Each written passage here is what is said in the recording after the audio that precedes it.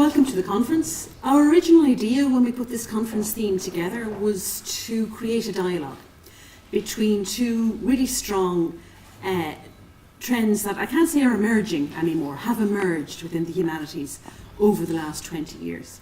Medical humanities on the one hand and digital humanities on the other. So in the past we had Michel Foucault's understanding of how biopolitics comes about through the management of population, through data.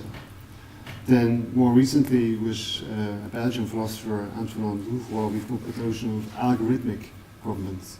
So now with the use of data analytics and data science, we have a form of governmentality that's taking place through data sets and data-driven decision making.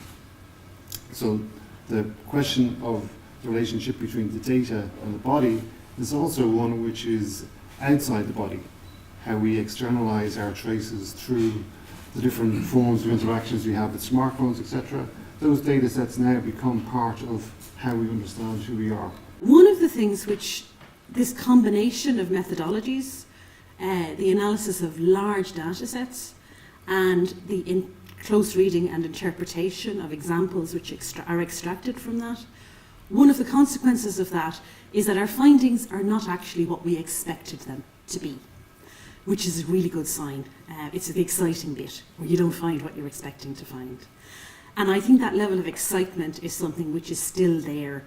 And I think this intersection between digital and medical humanities is an exciting intersection, where unexpected research and unexpected questions emerge, even more so unexpected answers.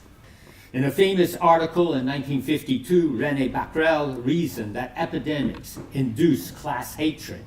Such emotions were part of our structure mentale, constante psychologique. With the rise of AIDS in the 1980s and into the 21st century, such pronouncements mounted. According to the brilliant Italian historian Carlo Ginzburg, the prodigious trauma of great pestilences intensified the search for a scapegoat on which fears, hatreds, and tensions could be discharged.